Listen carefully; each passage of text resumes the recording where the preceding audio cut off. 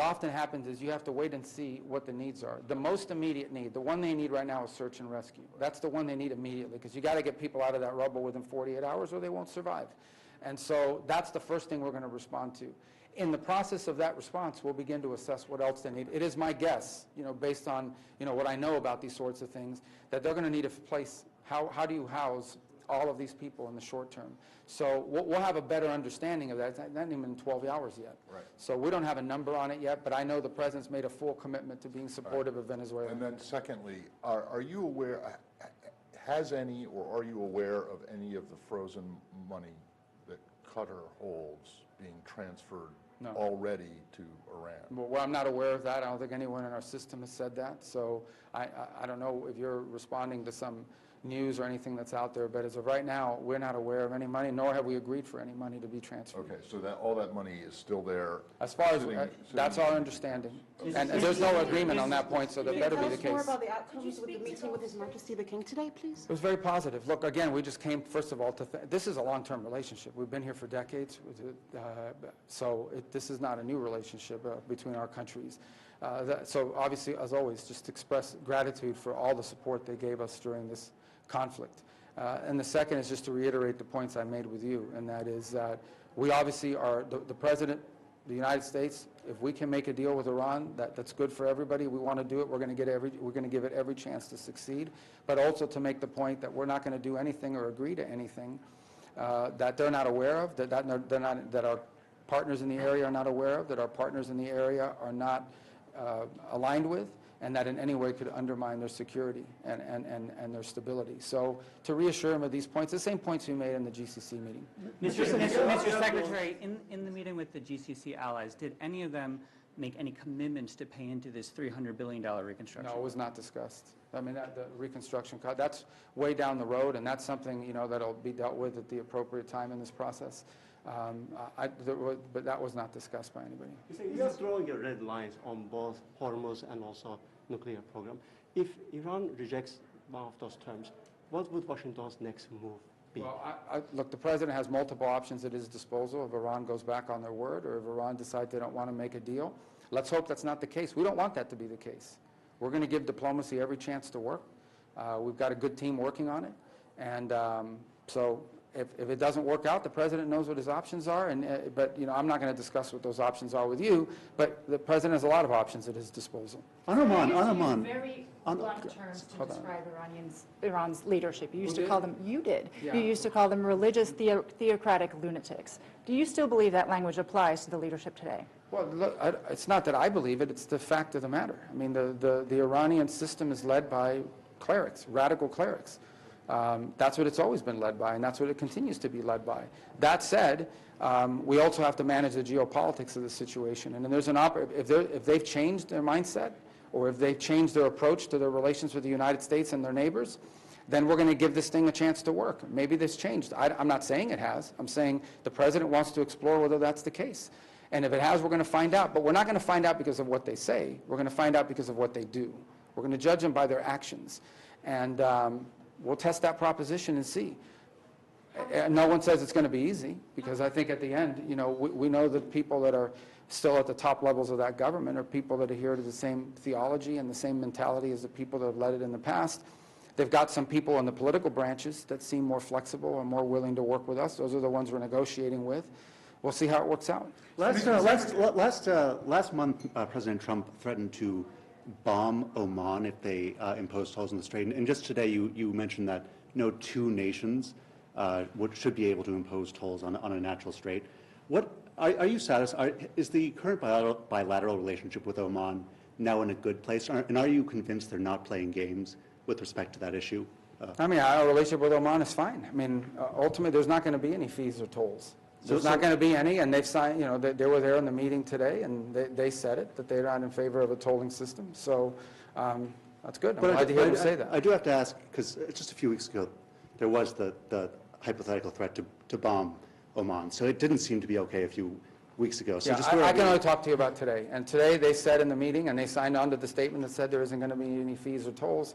And so I think that's good news that they signed on to that. Mr. Secretary, back to Venezuela, if I may. There was a stabilization process ongoing. Yeah. Obviously, played a huge role in that.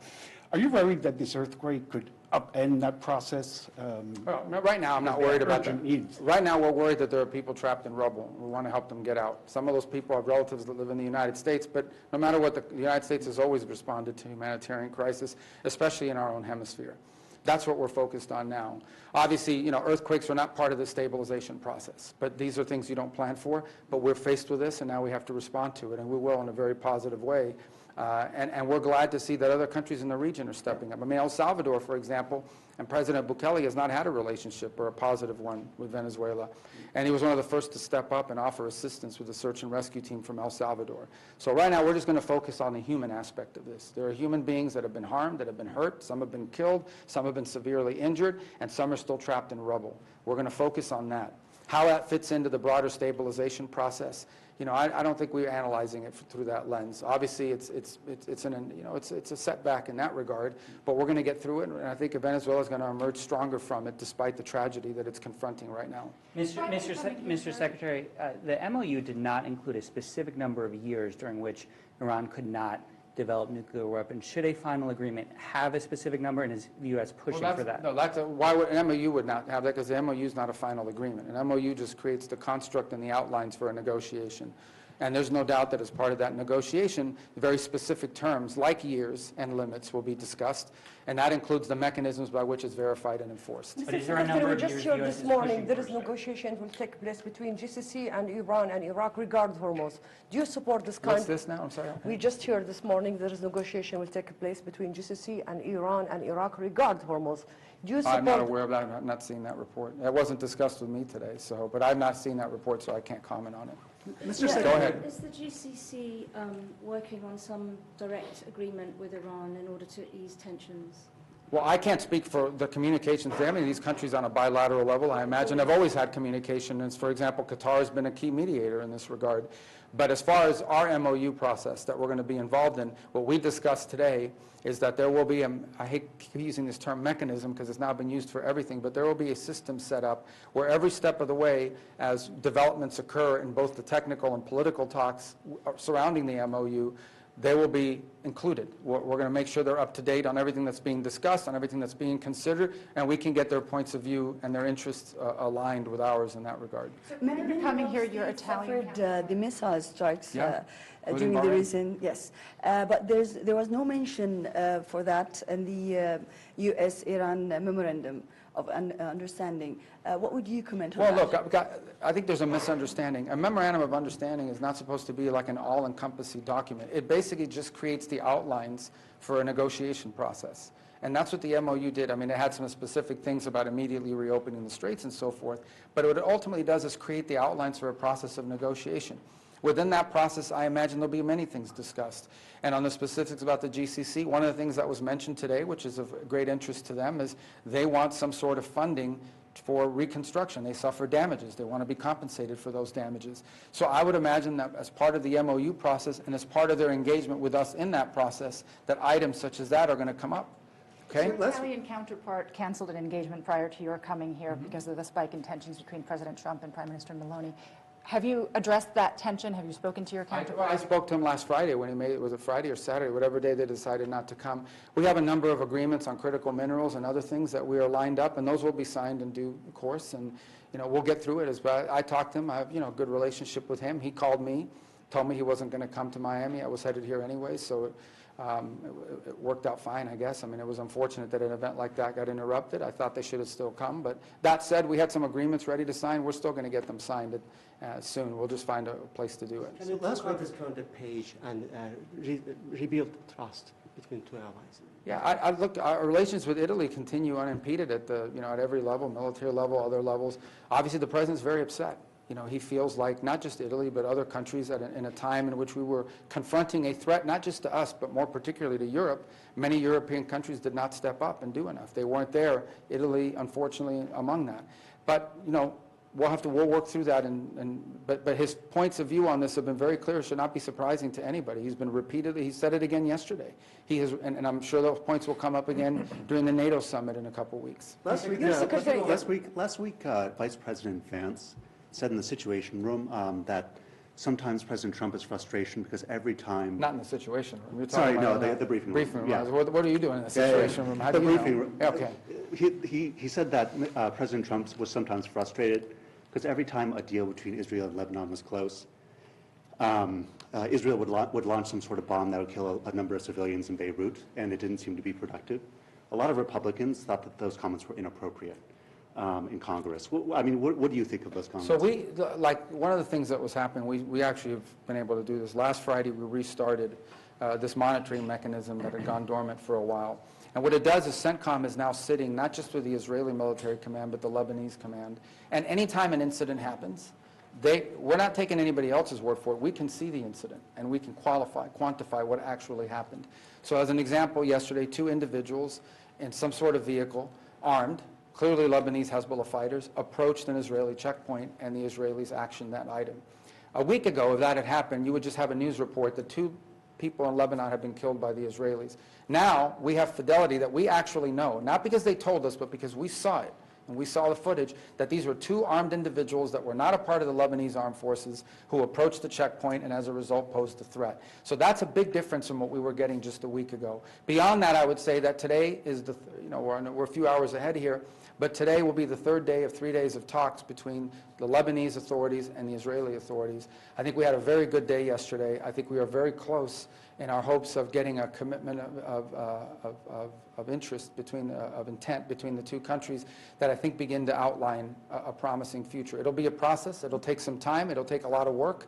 But I can tell you that for the first time in 30 years, the sovereign government of Lebanon is speaking to the government of Israel directly. That's who we're going to be negotiating with. That's who we're going to be working with, not Hezbollah. Hezbollah is not the government of Lebanon. Lebanon has a government. It has democratically elected leaders. They have the sovereign right to speak and defend the interests of the Lebanese people. And what we want for Lebanon is a peaceful future. That's whether it's of intent, whether it's today or in the days to come. We're working very hard at that. Hopefully today will be a day that can build on some of the things we were able to make progress on yesterday. But did you agree with the Vice President's sentiment? No, I already told you the process that we're doing right now, and that is we're going to know what's actually happening. And we're going to be able to make an honest assessment as to what's happening and what isn't happening. Unfortunately, over the last few weeks, there's just been the fog of not knowing exactly who struck what and where and why. I think that's now been confronted and solved, and so I think that's going to give us a lot of fidelity about this process. Let's just put a fine point on this question. How wide is the divide between you and the Vice President? On what issue? On any issue. This but administration, Iran let me tell you something. particular. Everyone here is aligned behind the President of the United States, every single one of us. The President of the United States makes the foreign policy of our country. And our job, we obviously give advice, we give counsel, we give opinions, but when the President of the United States is the one who is elected by the people of our country to conduct our foreign policy, the President makes these decisions, and all of us on his team, every single one of us works in lockstep very closely with one another to execute on the President's foreign policy. Everything we do is because the President's made a decision that it's going to be done. And one of the things I'm very proud of, I can't speak for every element of our government because I'm not involved in other aspects of our government, but one of the things that I'm the proudest of is that when it comes to foreign policy and national security, we have no drama, we have no games. We have a group of people that work very well together and closely to execute on the President's directives, which is why I think we've had good outcomes and good achievements, and we're going to continue to have good outcomes and good achievements. Everyone has an important role to play, and everyone is playing that role and doing it in a collaborative process.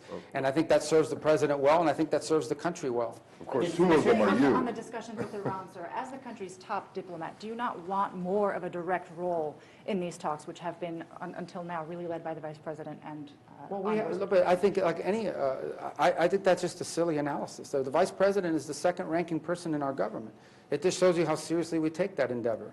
And we have a team of people that do work. I mean, I'm here today because they were overseas last week. We all have a role to play in this regard. So, I mean, I'm here. I've been here for 3 days. This is a key component of that. So, but that, I think that's a really silly question. The Vice President of the United States, other than the President, is the second most powerful person in our government. The fact that he's directly involved in this tells you the importance that our administration has given to this topic. So I think it's a very positive thing that he's involved in it. Mr. Secretary, you know that all the threats coming from Iran regarding Hormuz, it affects maritime traffic. How we can end this, even if they don't close it, but still affect navigation there? Well, it affects it because they've been blowing up ships and they put mines. That has to be dealt with directly. We want a lot of ships are moving now, but we need to get back to what the Straits looked like before this conflict because it's an international waterway. And that's what it's going to be, one way or the other. Mr. Secretary, what are your concerns that oil sanctions relief for Iran could lead Tehran to use that funds to rebuild its army, to fund proxy groups, and what leverage does the U.S. have, if any, to stop that? If Iran